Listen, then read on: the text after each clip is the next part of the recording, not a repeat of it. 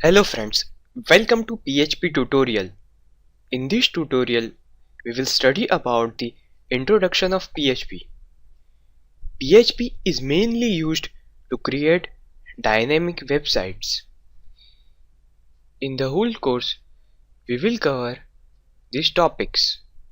First, introduction, then how to install WAMP server, then variables, strings, operators, then control statements like if else, switch, then arrays, then looping structure like while loop, do while loop, and for loop. Then we will study about the functions, then how to connect our HTML page and PHP page with databases. Then we will study about the sessions, cookies, date, and how to send email to one user to another. Now, let's start with the introduction of PHP. First of all, what is PHP? PHP is probably the most popular scripting language on the web. It is used to enhance web pages. With PHP you can do many things like create username and password login pages, check details from a form, create forums, picture galleries, surveys, and lot more dynamic things. PHP is known as a server-side scripting language.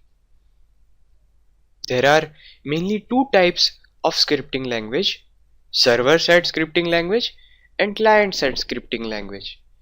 Client-side scripting language is run on client machine, whereas server-side scripting language run on server.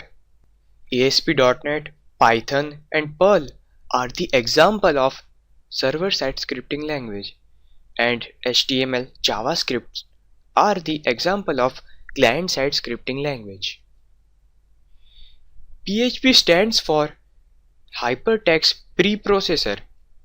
PHP supports many databases like MySQL, Oracle, generic ODBC. PHP is an open source software. PHP is free to download and use. Now, what is PHP file? PHP files can contain tags, HTML tags, and scripts. PHP files are returned to the browser as plain HTML tags. PHP files have a file extension of .php, .php3, or .phtml.